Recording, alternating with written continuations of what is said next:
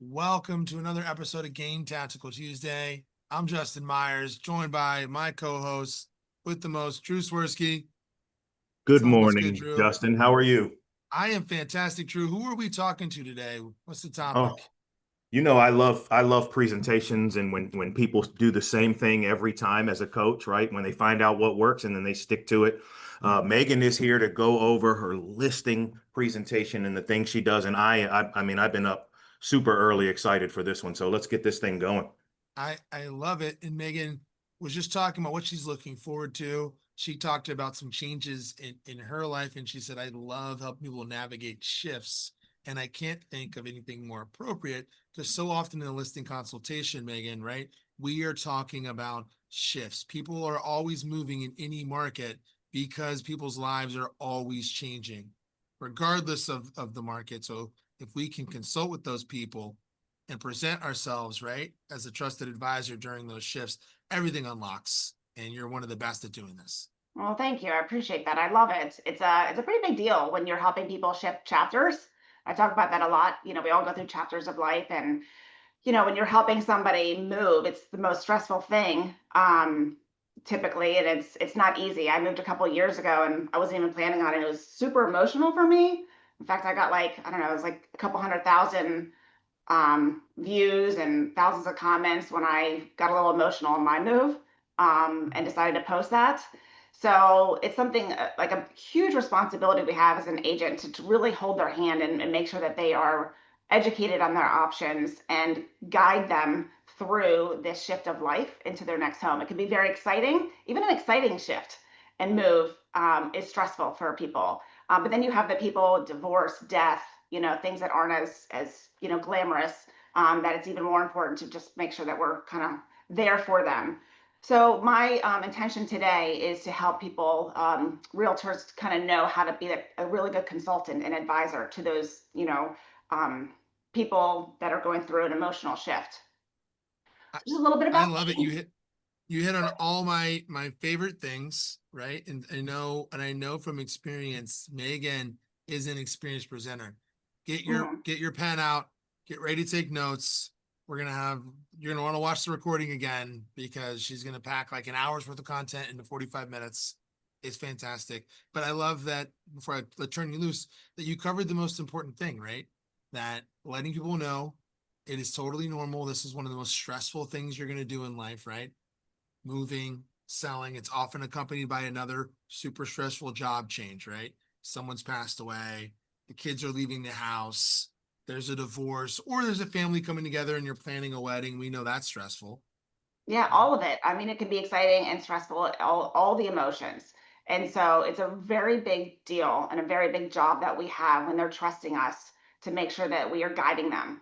And so I think, we as realtors, we can get our license in like a couple weeks and expected to go out and help consult people.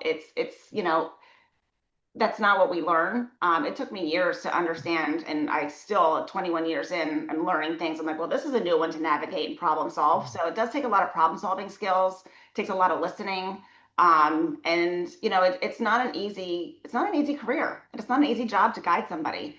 But I am very passionate about it, helping people get to that next best chapter. And just a little bit about me. I have a small team. We do about 70 million, about an average price point of a million in the DMV area, ranging from anywhere from 300,000 to 5 million.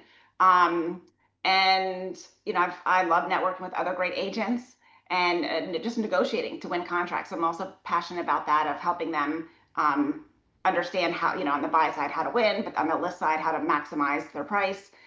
I'm a mom of two, and navigating through these teen years. Like I said, Justin, has been an interesting ride. We're now at high school. Middle school was interesting, but I love tennis. I built a pickleball court in my backyard. I love hazy IPAs, and I have two lake houses that it's my happy place to get friends and family there. So that's just a little bit about me. And through this, if anybody has questions, I'll try to keep an eye on the comments. But if anybody wants to chime in and ask, by all means. I took a little bit out of the slides this time, so I have more time to like answer questions and everything. I mean, the buy side and the list side are completely different. You get to the table, but how you get there is so incredibly different. I don't think, people always realize that. Yeah, Justin's got a question. Sanjeev, why don't you unmute? Sanjeev has a question. Okay. So no question. I just want to introduce to the team. I'm a newbie to the EXP as well as newbie to the real estate. This is my first meeting. Jamie is my mentor, so I'm going through the mentor program. She introduced me to this meeting, so I just want to say hi to everyone. And I'm a newbie. If just direct me if something else needed from my side. Oh, Well, welcome. you Thank did the you. most important thing, right? Oh Be my known. God. It is important to be known. I'm glad you spoke up. Yeah, I'm glad to Sure, have you here, Sanjeev. sure. Take Thank you. notes. This is going to be fantastic. Okay. Awesome. Okay. Okay. You ready to start sharing? So- Got the screen sharing turned on. Oh, for that's you? right. I'm not sharing it. Sorry, I thought I was sharing already. Okay, let's Yeah. go back. Let's go. I'll get you turned loose. Here we I go. do. We see I have that? one question that I was thinking of when you said all this. Yes. And you said it took years for you to feel confident, because you're right. We come in here, and I remember starting as a mortgage broker, and I don't even have credit, but I'm like giving people mortgages, and I don't have no personal experience of the thing that I'm doing. And so we're consulting people through things we haven't experienced. Is there one unlock? Like, what was the unlock that maybe gave you the confidence to be a consultant for these people? So I'll tell you my very first deal, 2004. It was my best friend's parents. And they're like, Megan, we want you to help us buy a house. I'm like, I just got my license. I have no idea what I'm doing. They're like, yeah, but we know you as a person and you'll figure it out. And I was like, okay, fair enough. And I mean, I had to figure it out. In fact, the listing agent, when I got them under contract, was like, I haven't heard when you're doing the home inspection and it's like due in 2 days. I was like, oh gosh, like I didn't know what I didn't know. And I was just going along. I think if you put yourself in a room and teams weren't a thing back then, right?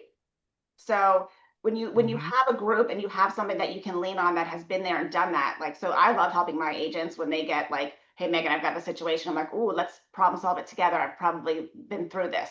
Right. So I think we didn't have all of this back then either in 2004. There's so many more resources now that if you want to learn and you want to be a really good agent, the resources and people are out there. You just have to go seek them out. So Love I it. think that's like the integrity, the resourcefulness, the problem solving skills, and the fire in the belly are things that you really can't teach people. But if you have that and people actually trust you because of your integrity, you'll do a good job for them. That's awesome. Megan, I'm gonna turn it over to you. Let's go. All right. You can see my screen now? Yes, ma'am. All right, great. All right. So when you get an opportunity with a seller, you really have to master that consultation and out of the gate, really connect with them and customize a plan with them to win. So I always say tapping into their goals and pain points because it is different with every single person. So you really have to, when you get the opportunity, start to ask the right questions to help them, guide that strategic plan to align with their timeline, their financial goals, their outcomes to help win that listing. So when you start by asking like, why are you moving? What's driving the move? What are your fears? What are your pain points? Like, because sometimes people are like, oh, I want to list in spring. I'm like, why spring? Why? So you have to peel back that onion. And you also want to empower the sellers to take ownership of the decisions. So by educating them on all the options and the risks and reward with each option along the way, it's going to increase confidence and ownership of those outcomes. From the pricing, we're going to talk about the range, the timing. Are we listing in 2 weeks or 6 months? How we're going to prepare for the market? Do you want to list it as is and just you're not going to make as much money, or do you want to take the time and invest in your own property to the final price and the terms of the contract?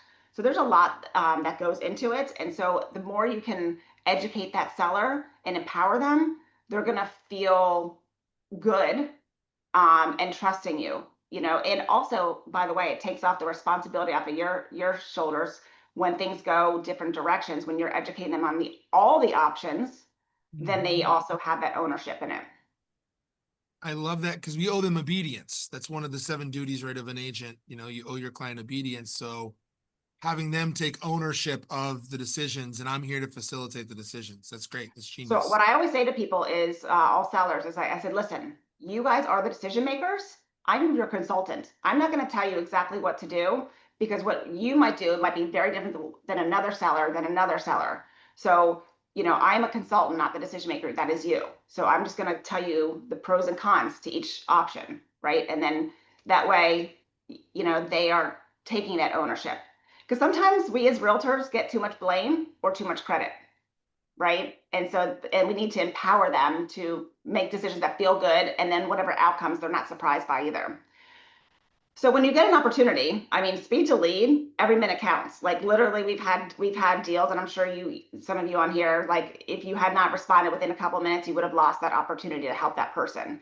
So I tell people on the team, like speed to lead, not just to get the sale, because we know that we are really good at what we do, and we want to make sure that that person has the best shot at getting the best consultant.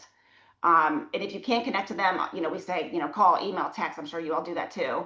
But the other thing is showing up, being prepared. It was really interesting. I'll tell you a quick story. I recently closed a $2.5 million property. They had interviewed 3 people before me that were all top agents, very respectable agents that I love and admire in my area here. And they just didn't feel it. So they're like, let's just interview one more. They actually found me online. And I came in, I have a very long presentation that I worked on for years. I took a few slides out of it for today. But at the table, when we closed on it, they told me why, they chose me. First of all, I was the only one that came in with a presentation, which I was absolutely shocked that the other 3 top agents didn't come with a lot of education and, something to show them. So being prepared, researching the property, the history of it, the comps, like what's the neighbor? Like I called that neighbor that was under contract and found out that they had multiple contracts and they were closing significantly higher, which then I was able to, share a price that was higher than the other agents. And then when you're at an appointment, it's always booking the next appointment. We also have a high note that we send to them after the appointment. It gives like a recap of our listing presentation. So coming in, we send them something before the appointment. We come in very prepared. And then after the appointment, you're sending something afterwards. So coming in as a professional and not just winging it is really important. And there's so many resources out there that you can, put something together if you don't have something now. Yes, Justin. What is High Note? That's a new one for me. High Note is a landing page that you can put all of these information. So I have before the listing appointment, after the listing appointment, before meeting a buyer, after meeting the buyer, and it gives you education, and it pulls some of the pages from our listing. So it's digital, right? So I'm not leaving them with something. So you're explicitly doing the thing, like they should always leave the conversation knowing what the next step is. And we're continuing to educate them because system that always shows them kind of where they are in the step. It's a follow-up. So, I mean, people process things differently, right? We have so many different types of personalities, and we've got the high D, we've got the, the high S. There's some people that just want the top level stuff, and then there's people that want every little detail. So by following up and giving them information afterwards, it's another connection that wow, these people are professionals, and I'm getting continued education. That's great. Thank you. Thanks. So, we talked a little bit about peeling back that onion to learn their motivations. And it's really interesting what people don't tell you out of the gate. And when they are starting to trust you, and that you are able to better advise them on a strategic plan of action when you have more information. Okay. So again, it's why are you moving? Tell me more. Can you share more about that? How would that impact you? What if it was this way? What if it was that way? So there's a lot of questions, because it's really interesting how many people don't tell you things until you start asking that is critical information. Again, they are the decision makers. You are their consultant. So this is something that we kind of share with them, trying to discuss their goals to get more information. So are you planning on buying and selling? If you are, do you need to, can we try to align these stars for you? Do you need to buy your next home, before you sell this one? Do you need to get the equity out of this current home? Big question. And a lot of people don't want to share. It's kind of when you get a toothache, they don't want to tell you about all their financials. Like a toothache, you avoid it, but you need to go to the dentist and find out what's going on, right? You don't want to ignore a toothache before it gets worse. Same thing with the financials. You need to understand where they're at. Can we get you into your next home by not moving twice and not paying double mortgage? That's pretty much everybody's goal. They don't want to pay double mortgage. They don't want to move twice. Okay, can we do that with a bridge loan, recasting a loan? Does anybody want to share what recasting is. This is a huge one that a lot of agents don't know about, and certainly consumers don't know about this. And this is a really good thing to problem solve that people don't realize is a really good option. Show of hands, does anybody know what it is? I can explain it. Okay, good. Drew knows. Okay, okay, great. I mean, basically, you could take the money. Like, people don't always know that you can. I know you want to sell your house now because you want the money out of it for your next one, but if you qualify for this house, the next one, you can actually close on that and then sell this one, so you don't have to move twice, and then take your assets. Let's say it's 500,000, and then recast your current mortgage. It just redoes the principal and the monthly. It's the same mortgage, and it's like $350. Lenders don't talk about it because there's no money in it, but it helps you as if you had the money up front, and they're like, oh my gosh, I didn't realize that. So you just You can solve one of their problems. you can recalculate the mortgage, so it'll re-amortize the loan, right? Based off of a new balance. Yeah, so it's exact same mortgage, right? So it only changes the principal, it lowers it, and then it recalculates that monthly. Yep. So it's not a refinance, which is more expensive, and you restart the the timing, and it's a new interest rate, and it's Because if you expensive. make a lump sum payment, you'd still have the same higher payment, right? Monthly payment. But if you recast, it's going to recalculate. So now it's like Right, you as if you originally just had took out that, say that lower loan. 30% down that you wished you would have had. So people, make sure that that's in your back pocket. And if you can align those stars, do they have temporary housing? So let's say we sell your house really fast, but you have, I don't want you to just choose a house because you're under the gun. Do you have somewhere that you can go? Is that family? Is that, an Airbnb? Are you going to go stay in a hotel? Like, what does that look like for you? So talking about those things, the what ifs, that you got to just say it with confidence and ask the questions, because you need to know, because you're doing it to help them. And sometimes it's a little bit of an awkwardness to get that out because they don't always want to think about those what ifs, but they end up being very appreciative. Are they in a quick sale, or they're not in a rush? This is also like critical information. The risk tolerance might be higher for, shooting for the stars on price. Are they open to testing the market? Are they open to testing the price? Do they want to start high? Are they flexible on closing? So all these things we're starting to ask them. If it's a quick sale, do we want to limit showings? Is it, or do an aggressive price, like lower, to make sure that it moves? Do you need a rent back? All these questions that you need to pull out of them in a respectful way. We've actually helped a lot of people that we have never even met, because they found us online, and we can get, help them with their listing, getting it ready for the market, communication top notch. We do all negotiations online, electronic signing. I think everybody does that now. Back in the day, I used to have people sign a blank piece of paper.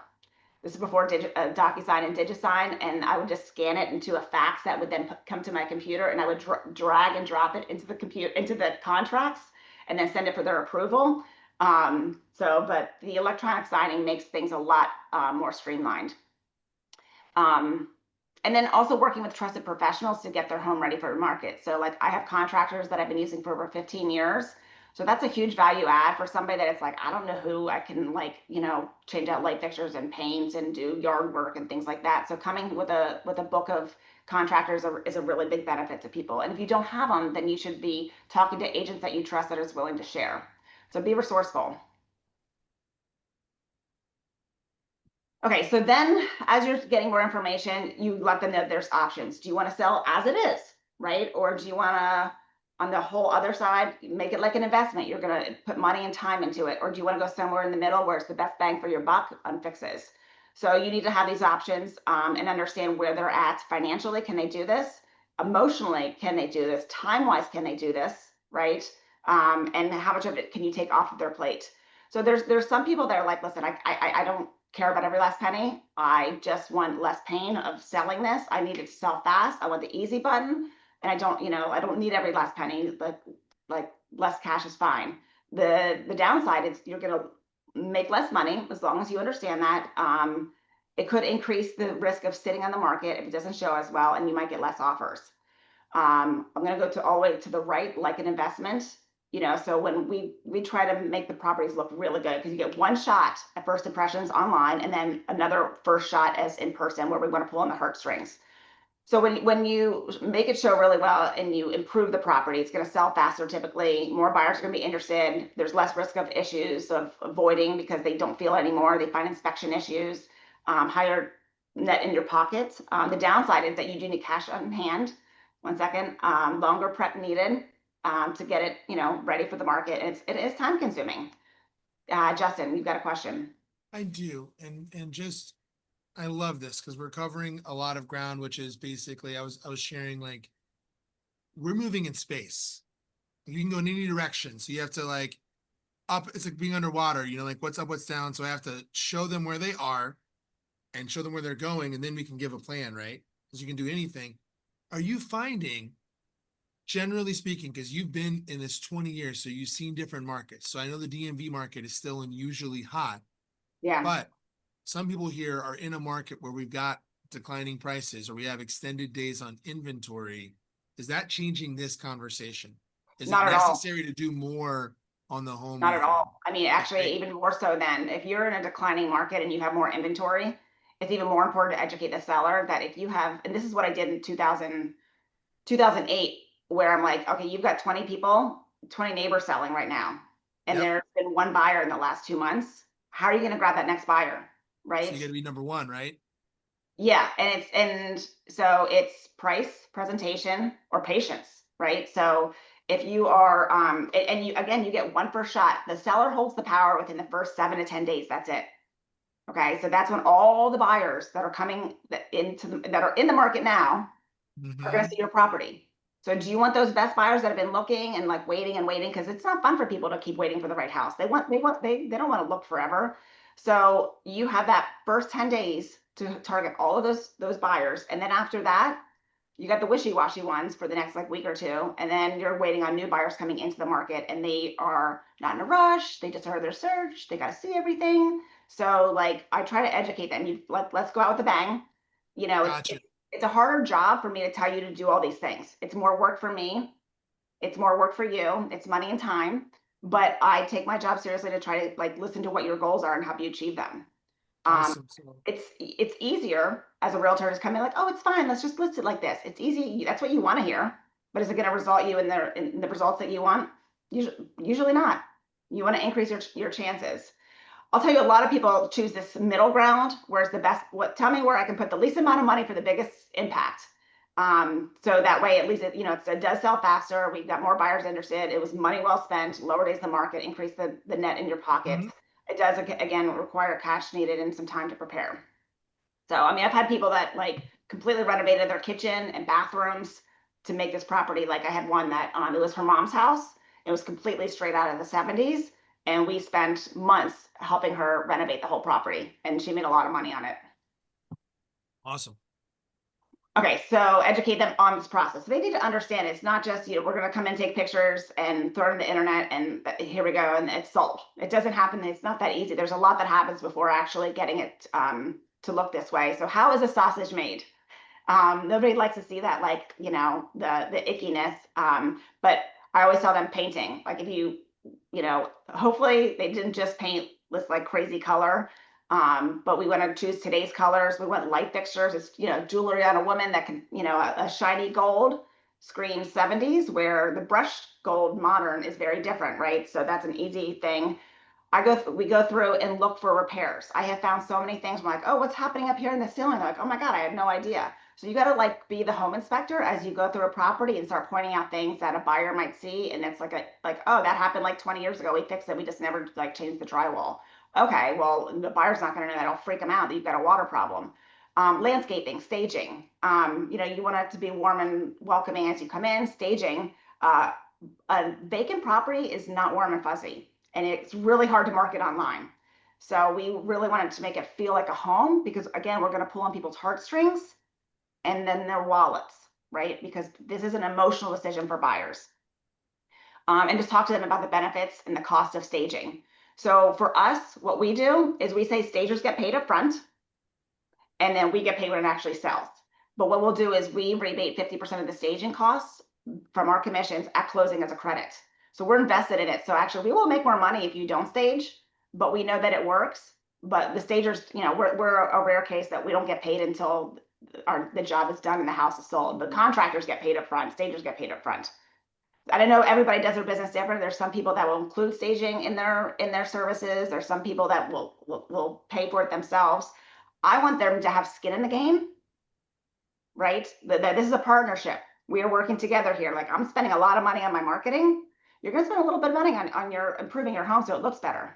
Yeah, Justin. I want to put a pin here because you said some things, and if you're new, there's so many nuggets that are being dropped here that, you know, she's distilling 20 years. But I love what you said. It's an emotional decision. You mentioned emotional decision, and you mentioned a home. We're selling homes, not houses. And the Yeah, homes we're actually sell selling a very lifestyle. differently than houses. Yeah.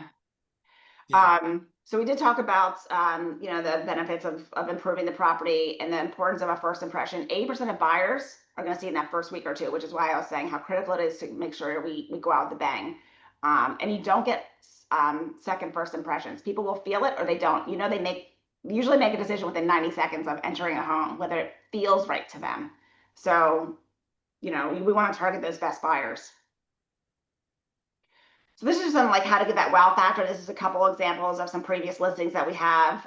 We want to stand apart from the competition. We want to make sure it shows really well. And the way you live and the way you stage your home to sell and market it is very different.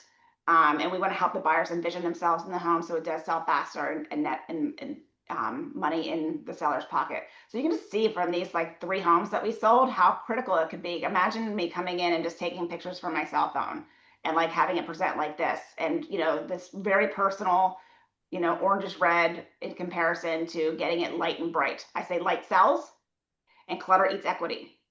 Okay, so you need to like, I tell people you should make your house look like a hotel, because when you go to a hotel, you feel comfortable, you feel like it's your space. You're not walking into somebody else's space. If you have all your stuff, all your knickknacks, all your photos, all your college stuff, all your religion stuff, like all that's got to go. It is a place where somebody can envision themselves. Mhm. Wow. And then we send this to them, and you know, my listing manager goes out and makes sure for the photo shoot everything looks perfect, because we got, you know, one shot at perfect photos for everybody starting their search online. So we have a whole thing of making sure, you know, all the blinds are up, toilet seats are down, trash cans are away, you know, just making sure it looks really bright and great. This is a very helpful visual for sellers. So what we do is say, here's the timeline that, you know, and I like to start at the very right-hand side and work our way backwards.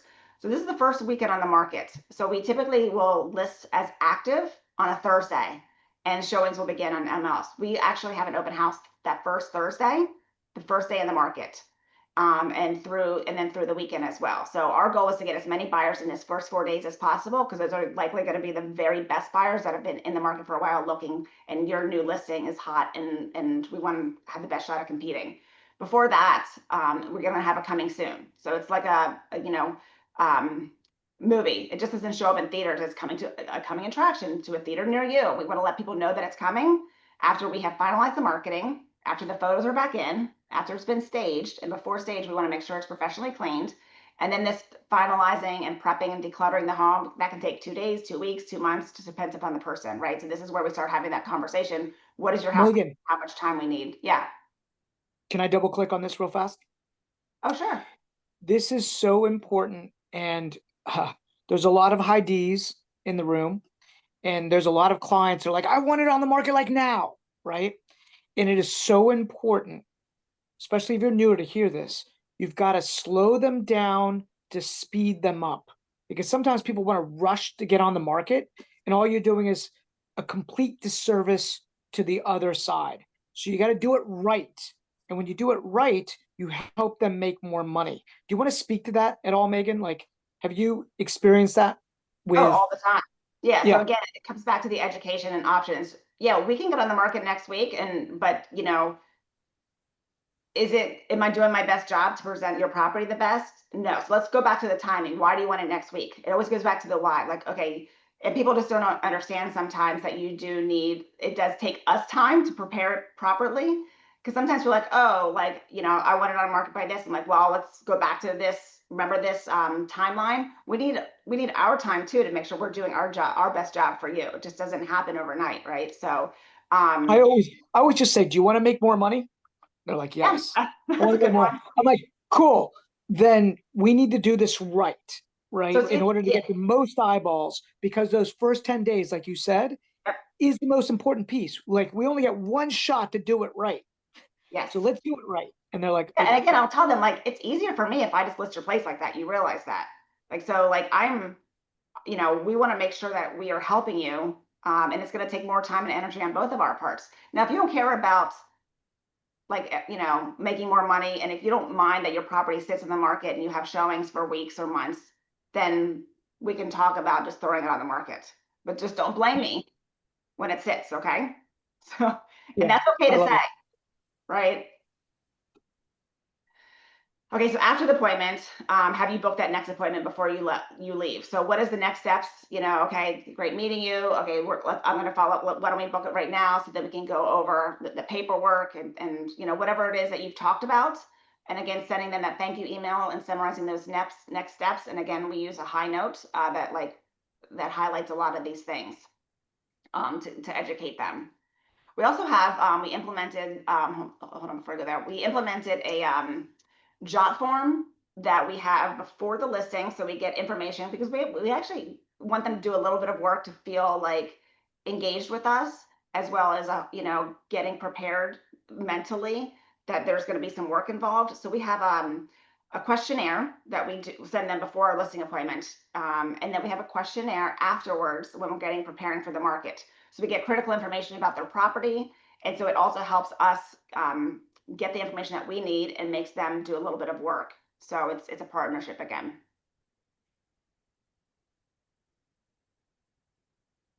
So we execute and deliver, over deliver. So we like to make them feel like they're our only client. So when you're following up, you have to give value. You have to make sure that you are sharing the links to the comps. So hopefully you've done your due diligence and you've really researched the comps. You can send your list of improvements. So when we go through the property, we're taking notes the whole time. Okay, like paint this, fix that, change this, get rid of that, add this, whatever it is. And we have a whole list that then we follow up with. And we can share our vendors, whether that's a handyman, landscaper, roofer, movers, estate sale, stager. And then set them up on neighborhood searches like they are a buyer. Because there's nothing worse than their neighbor selling and they ask you about it and you didn't know, or so they set them and you up. So you're watching their market. And then you're providing solutions to their problems. But I want to just highlight the comps are really important. Another thing that you should consider is like, hey, I'd like to take you to this property. It's a new one on the market. I think it's going to go fast. So why don't you and I go look at it together? Because this is like your competition. I know we're not going to be listing for a few more weeks, but this one just hit the market this weekend. So let's go look at it together so we can see like what buyers are actually looking at, or send them to the open house if you're really busy. So you want them to be educated of what their competition is, or go take them to the property that's been sitting there. Like, this looks like a really good home. Like, why has this not been sitting? So if you put them in the buyer's the buyer's shoes and let them see what their competition is, it actually helps them, to reality. And especially if you're in a market that has a lot of competition, you need to go look at those properties and hopefully bring them with you. Take the top two. Like, these two are the best properties. I don't know why they're sitting. Let's go look at them together. It is more time, but you're going to help get them back to reality, because sometimes sellers think their property's better than everybody else's and shows better than what it actually does. So giving them a reality check is sometimes really important. Now, Megan, quick question. All of that on the last slide is after they've signed the agreement, correct? Sometimes it depends upon it depends, Okay. right? Sometimes we give out too much information before they've signed. Usually it works to our benefit that Of course. it's creating that trust. And if they decide to list with somebody else, okay, well, we helped them, So yeah, that's don't. important, Megan.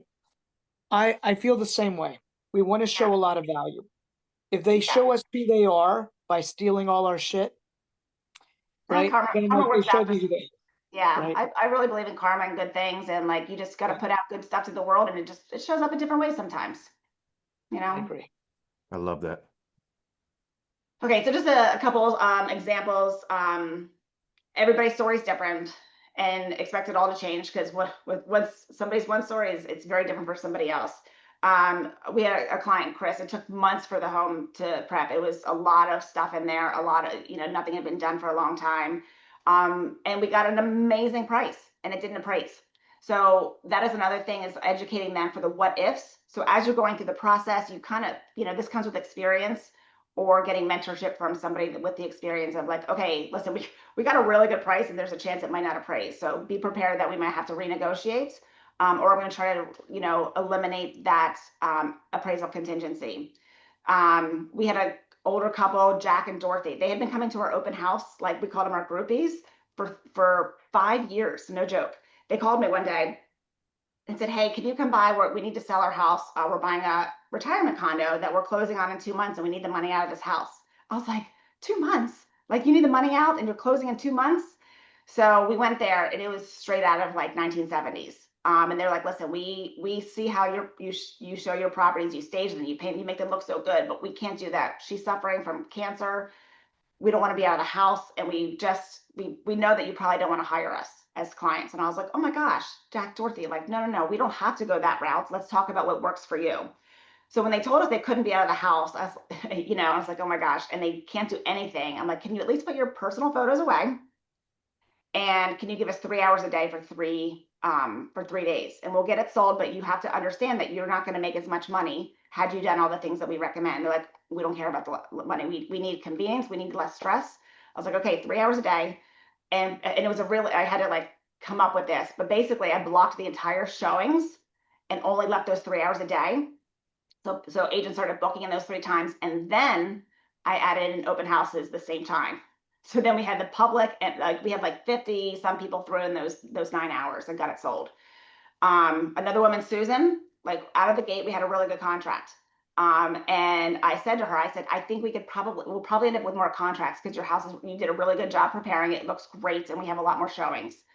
So I said, you might be leaving money on the table if you take this offer. And she was like, Megan, I didn't realize how stressful I would be. Like, I need this to be done. I'm happy with this offer. And she took it. I mean, could we have gotten more? Probably, but I told her that, and she was okay with it.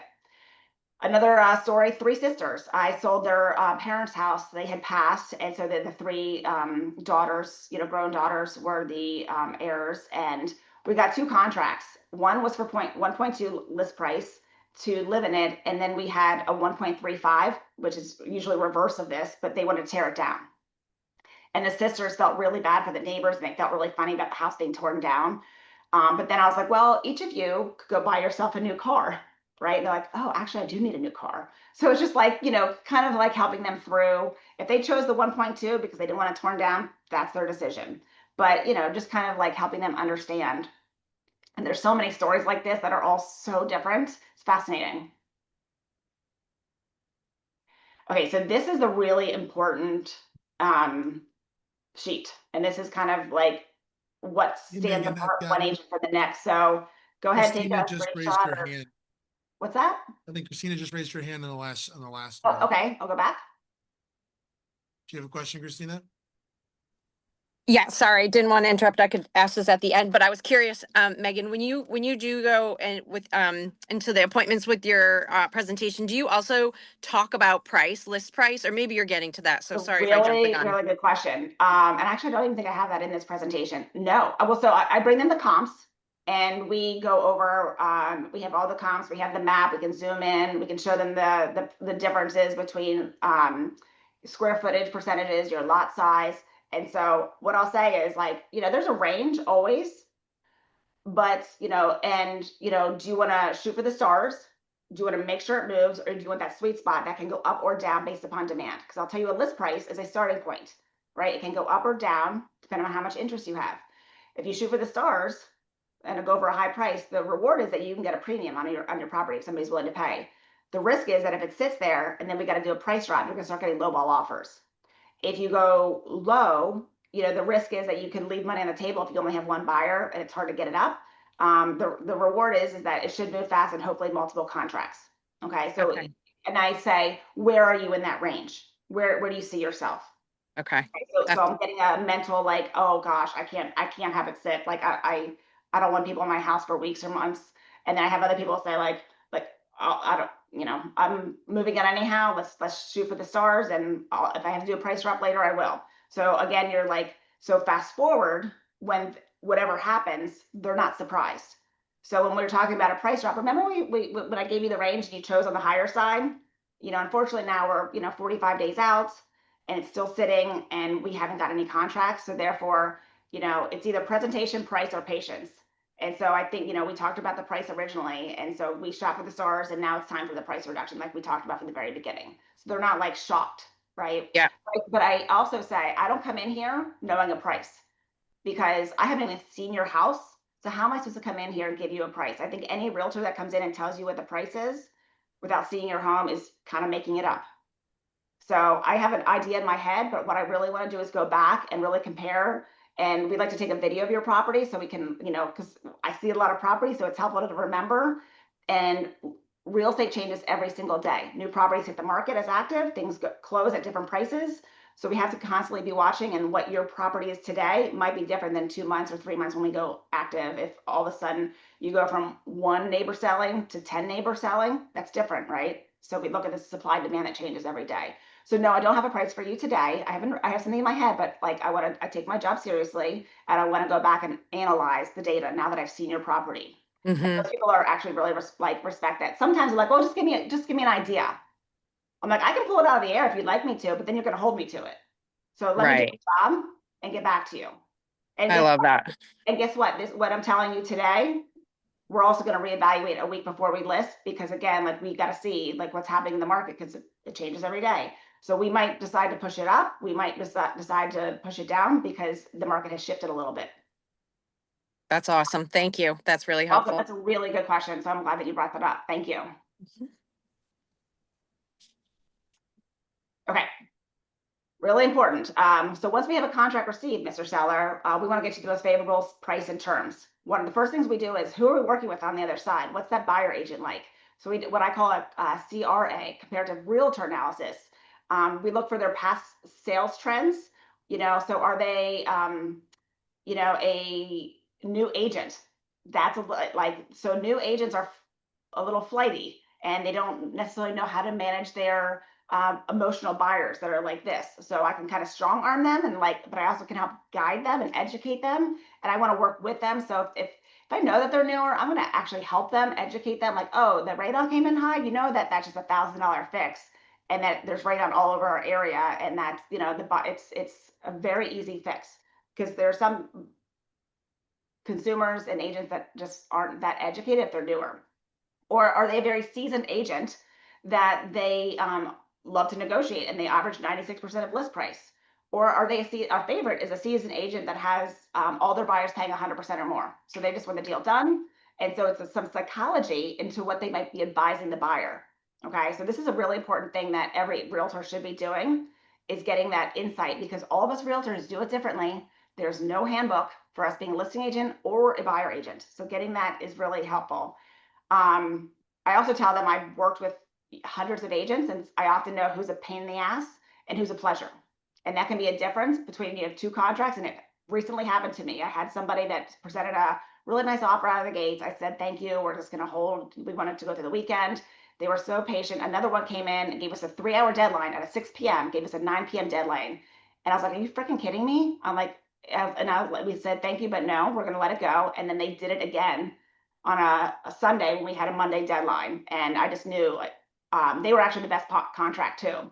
So I went back to that first agent and said, hey, listen, you're about to lose, but we really like you. You've been so patient, and we feel really good about how the process will go through settlement. So we'd like to give you the opportunity. And it was more than they were expecting to pay, and they had to think about it, but they came up and paid it. And so just giving being a professional, and also the favor bank. I've got some great agents on here that I love and respect, and that we help each other. So, and then the other thing is dialing for dollars. So once you, even if you get an amazing contract, you need to do your job and make sure that you're getting the best price and terms, and competition creates that. So following up with all the parties, we have a whole Google spreadsheet that we keep track of everybody in, and then we call back the people that have expressed interest, and even try to get a backup contract. So this is a huge, does anybody here do backup contracts on a regular basis? If not, you really should. And I tell sellers, it puts you in it does two powerful things. One, obviously, if buyer one flakes on you, we've got number 2 lined up. We just provide them notice. But the second thing is it gives you extreme power. So if buyer one starts nickel and diming you on inspection items, or the appraisal comes in low, we're gonna say, well, sorry, we're not gonna do this because we've got buyer number 2 itching for you to cancel. And they're like, oh, never mind, we'll take care of that stuff. So it helps reduce that like extra work and stress. We're going to pre-negotiate. We're going to screen lenders and gather information. Like I've had lenders tell me, oh, no, they don't need to sell, but they're going to list the property. We can always switch their loan. And I'm like, oh, okay. No wonder you have 60 days. We're not going to wait for your property to sell. You have a financing contingency. So we're not going to let you backhand us and cancel on us last minute because you're not selling your home. So you need to be an investigator. You need to like hunt down information to try to find the problems and solve them before they ever start. Can you remove or reduce the appraisal, financing, or inspection contingencies? And just, trying to fight to get that highest price and great terms. And then assessing the risk and reward. Okay, these are back to the options and the possible outcomes. Like we've had one buyer, we found out that the wife never saw the property. Like the buyer agent shouldn't have told us that, but they did. And so that gave me a huge red flag, because if she comes in during the inspection period and doesn't like the tiny backyard and how close it was to the highway, they're going to cancel on us. So we went to number 2, who was a little bit less, and said, hey, for this price, you guys are about to lose. But they were pregnant and their lease was up. So we knew those were better buyers. So hunting down the information about the buyers and their situation is really critical, and it helps avoid problems later. And then they're back to their goals and risks, giving them options.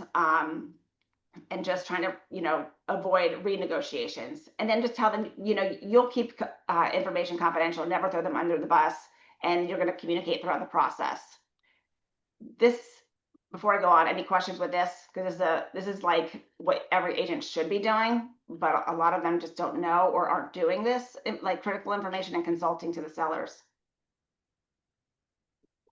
Okay. Yeah, I've got some, because this is, I don't know about anybody else.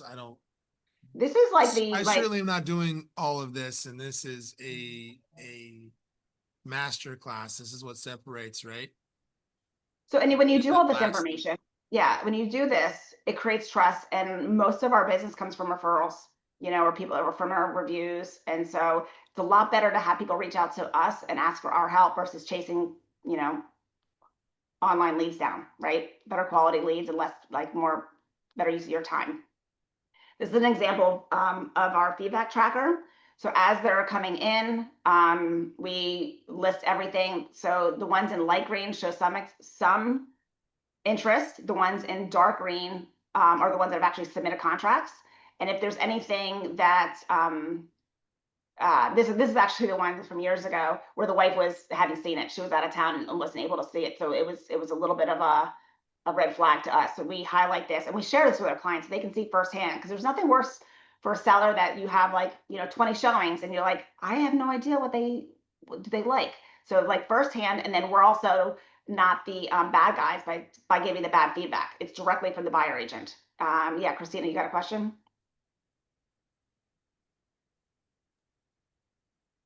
Are you on mute?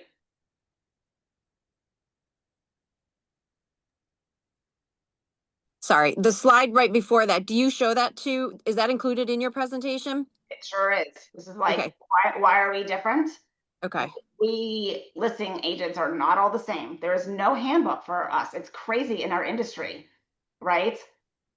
So how do you know all the things? I knew all the things from kind of trial and error and learning from others and showing up to trainings and trying to learn as much as I could, as fast as I could. And then and then when I have an issue or a new thing, I'm like, okay, how am I going to problem solve this? Who's done this? Who do I trust to help guide me?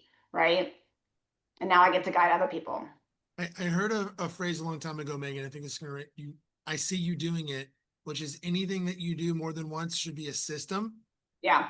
And what I'm taking away from you is you didn't start this. This is 20 years of, oh gosh, nope, 20 years. iterating and then documenting. And then that last sheet you just showed me, is that a live Google sheet that they have that you're updating in real time? Oh yeah. And that's one of the 10 tabs that we have. Awesome. So you're sending them in. So, hey, how do I democratize, give you information? So it's not on, because they want the information at 11 o'clock at night and I'm in bed. Yeah, they That's can, why I have Google get Sheet. in and see it. Yeah. Yeah, I love Right. it. So I trying to maximize my efficiency and timing too. And Okay. yeah, Denise, I think, is on here. She's been with me for 13 years. And she's like the one that has documented all the things and helped me like do, you know, I am a Google sheet and Google Doc nerd to an extreme. Like I document everything. Does everybody use it? Right, but it's there if you like, if there's something, and I have like hundreds of videos in Loom of trainings, like how I've done this or how you've done that. So it's like, it just, again, our agents resourceful enough, and you got to ask yourself that question: are you being resourceful enough to do the best job for people? So this is an example of one of our tabs of when we get contracts and we put all the terms so sellers can see side by side, you know, and what we like, we highlight in green, what we don't like, we highlight in red, and it's a conversation, you know, this financing contingency, auto extend versus auto expiration, and then we have a conversation. Okay, which one do we want to work with? Are we going to ask for best and final? Are we going to counter one of them? Are we going to ask them to resubmit? Right, so these are all like, and this can change from day 1 to day 5 in the market, can be very different. So it's very fluid, and sometimes it's, you know, if we don't have a lot of showings, I might say take the first one in and run. If we feel like we're going to get a lot more interest, like that buyer's still going to be there on Monday, right? So it can change. I like the color coding, Megan. Thanks. There's a lot of info. Yeah. All right. So the way this So- works, if you haven't been before, is while I'm the little ringleader, Coach Drew is here actually taking taking notes. Oh, good. He's got some questions. I'm curious to hear, Drew, what are your questions, bud? So I'd love to know if you track your conversion rate on listing appointments. I don't track because I just, you know, I'm just moving a mile a minute and going on to the next thing, but it's extremely high. Like I go in there expecting it. It's kind of like, I'll tell you a little thing about me too, is like, I'm a manifester and I just expect things and they usually show up. Like parking spots for me. Like, it's kind of fun. Like, I'm going to get a parking spot right up front. We call it Megan Buckley spots because like, that's my maiden name, but it's happened. You know, I just think you just go in, you show up with confidence, and if you come prepared and you know you're really good and you know you're going to do a really good job for them, they feel that, and you've shown them. And so, like we usually get the listing. So the secret is real, but it helps to be the best. I love it. Well, there's a lot of great agents out there, right? It's just, you know, Yeah. sometimes it's hard to like get everything out of here. And again, it's taken, like, our listing presentation is quite long. This is just a little, you know, a couple of little pages of it, but it's educating them and them feeling good about like, okay, you know what you're doing, you're guiding me, and I am going to feel educated and empowered. That's awesome. My second question was, how long is the average appointment? But I think you said they're long, but how long do you think? It's usually an hour to hour and a half, depends on how chatty and questions they are. I mean, we have some sellers that will literally ask questions on every single slide. We have other sellers that don't ask anything till the very end. And then as we walk through their house, so I'll tell you this, I learned that do the presentation first and hear them and listen to them and get engagement before you start walking through their house and telling them all the things that are wrong with it or that you want them to change, because they might not want to hear that. And they're not mentally prepared for that. So sit down, talk to them first. They're going to want to show you the house right away. So you got to be like, okay, first what we're going to do is I want to like go through our process and educate you. And then I'd love to see your house, but let's sit down first. Love that. Scott, you have a question? Yeah, I do. Megan, this is fantastic. You mentioned on 2 separate occasions early on about selling clients online. So can you speak to any assessment you've done about how, because that, you know, I interpret that as not a referral, maybe not even social media, but do you have any assessment of how many people get introduced to you that aren't already in your orbit, and what mechanism do you see? Is it a website? Is it the content of the website that is hooking those people in to contact you? So I realized long ago, if I can't market myself, how is somebody going to expect me to market their property? So like, we are marketers, and like, we should be able to market ourselves as well as we are marketing a property. So, you know, a big thing is online reviews, getting your clients to talk about all the problems that you were able to solve for them, getting video testimonials for those that like don't like to read and they just want the videos. We have hundreds of video testimonials, and getting, you know, you know, getting on Yelp, getting on Google, like all that's free. You can have your businesses on there and just populate it. So that $2.5 million property, they found me on Google and they read the reviews. And I've had a lot of people that have found us like, hey, I read all your reviews, and they're all 5-star. So, and then, but you have to be very diligent too with your clients. Be like, hey, listen, you know, it's like you know, when they're like, oh my gosh, thank you for taking care of this for me. Oh my gosh, that was so amazing. You're like, oh my God, my pleasure. So it would be really, it would mean a lot to me if you would say that when you do our online review or the video testimonial. So you kind of, that's a little like, hey, you're going to do this for me, right? Because I've done this for you, and it helps my business, and it also helps us connect to other buyers and sellers out there that have a great experience and don't have to go with somebody that doesn't know what they're doing. So getting yourself online is really critical. And so like, I mean, I spent a lot of money over 10 years ago on my custom website. And, you know, just spent the time getting the reviews, and that's what's helped us have people reach out to us. All right. I thought, anyone else have any questions for Megan? I thought I saw someone else raise their hand. Yeah, so I'll Christine. tell you, thank you, Jay. Presentation price. This is another thing. So if you have a listing that's sitting, it's either presentation. I tell them this all the time. It's either a presentation, price, or patience.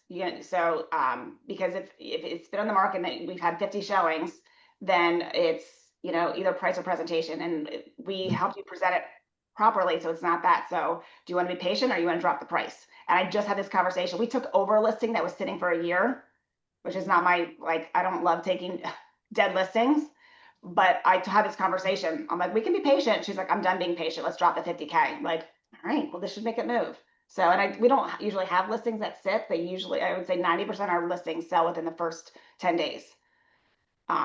But then like, and she appreciated the consultation. Like sometimes I think we realtors are afraid to tell people what they need to hear, but we're not doing our job if we're not. Christina had a question. Yeah, Megan, when you actually present in the home, how are you presenting it? Like, are you bringing a laptop and you're sitting at a kitchen table and you just Exactly. turn your laptop around, or like it kind of feels awkward? I don't, maybe I'm just doing it funny, but I feel like when there's two people at the table and I don't know, I guess, how are you Drop the clicking four of us, through? I bring my listing manager with me. And there's Okay. like, I'm doing the talking, and as they're asking, as I'm asking questions and they're telling all the things, she's making notes in our follow-up boss. Okay. For all the details that they're sharing with us. Right. Which you can do. I mean, it's a harder, like, so yeah, no. The most important thing that you can do is come in there with confidence, and you're running the show. Because nobody wants a wishy-washy realtor that comes in like, what do you want to do? You know, like, you're like, nope, we're gonna sit down, I'm gonna show you how the method to our madness, the method to our success, and how we have, you know, the success that we do. So, and you just tell them, and they're like, okay. And that's what they want. They want somebody that comes in there and takes care of shit for them. So don't feel, and if you're sweating and you're nervous, just don't let them see it.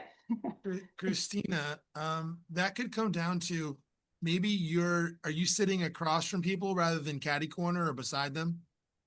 Yeah, I think so. Typically, or I'm So sitting next to them, you gotta like, change I sit your at the head of the table. orientation. You need to be sitting like side them or Yeah, at the head of beside the them. table or something, and then it won't be so awkward to present. okay, so you sit at the head and like you turn around your laptop so that they can see it and I they're not like You know, it's squinting to if I see sideways, so it. can I can sit see it and they beside can see them it. or like catty corner like I'm on a Yeah. date, I don't want to be across from them. Okay, got Psychologically, it. it's not good. You're I like, wanna be- you're with them, right? You're sitting next to them. Okay. Now my listing manager, she can't see what's going on. She's like, oh, I've heard this 100 times. I don't need to see it, you know? Yeah, yeah. Okay, cool. Thank you. Awesome. I thought I saw one more question. Drew, do you have another question? I think Anya raised her hand. Maybe she took it down. Anya.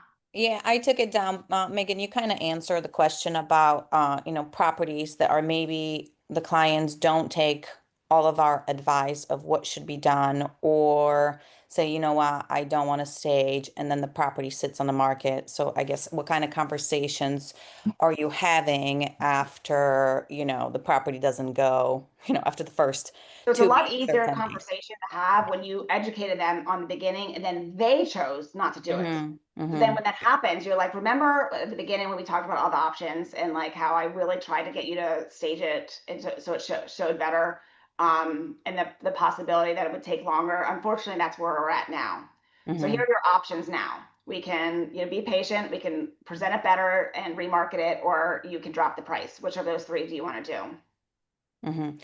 But Would you ever add staging after you reduce the price and it's been, 2+ weeks? yes, because staging works, Mm-hmm. right? So then you're gonna, it's an unfortunate thing, because then all of a sudden you're paying for 2 sets of photography, right? But again, if Right. you're like, you're gonna pay for it up front, Mr. Seller, right? Like that's what we have our clients do. And I know everybody runs their business differently, but I like them having skin in the game, and then we'll rebate part of that. And so you can decide, I'll rebate all of it, I'll rebate, 25%, 50%. But like I would have them invest in it. Mm-hmm. Because you're like, now I'm gonna have to pay for photos again after Mm-hmm. I just paid for them because you didn't want to do this. Right. I think we also need to give ourselves permission. I think a lot of agents are sometimes scared to tell people what they need to hear because of how it might be received. But I think you can say anything to anybody. It's how you say it. You say it with confidence, you say it with love, and you say it with integrity that you're doing, and you're educating them because it's what they need to know. Thank you. As Megan, as always, this is amazing. I think we're gonna have to bring you back for a third time, on another game Oh, it's fun. tactical Tuesday, because if you're not rewatching this one and the buyer consultation, like there's no way you got all of that. I'm gonna have to go back and rewatch this stuff because the level of detail, right, Drew? Yes. I'm looking into high note. Here's my big takeaways. Like our process is, how do we orient them? We tell them what's going to happen. We tell them where they are. We tell them the next thing. What you're doing is, I've got a Google document, one source of truth that has all of these information. So there's one thing to reference throughout the transaction. And then I'm using a system for you. It's high note. So every time they know what just happened, you're documenting it along the way. You're Yep. making them take ownership of like, hey, it's time for that price reduction. Here, I don't have to remind you. It's in black and white. Here's all and the the other conversations thing, where I told you to list at the other price if you wanted a faster results. so another very critical thing is that you have to be watching the market. So when that neighbor drops their price by 100K, you cannot not know that, right? Yes. The Right. neighbor, So that's you the have other to be thing. watching the market of what's happening. Setting So up the that's really neighborhood. critical, that you are not just like, you don't follow what's happening in that market. And then you need to pivot as needed. Yeah. And No, you also thank need you to hunt down. again. So here's another tip, is calling all those listing agents that have things under contract or pending. Where, how many showings did they have? What will they tell you what the contract price is?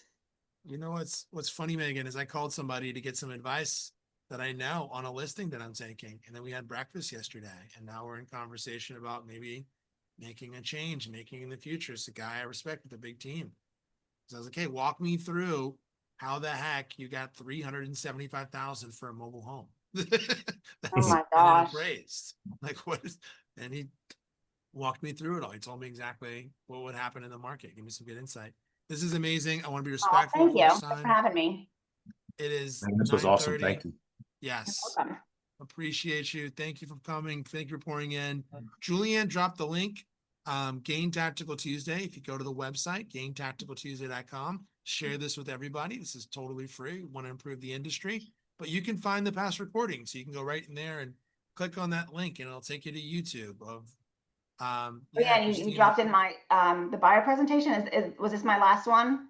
Yeah. I did? Okay. Yep.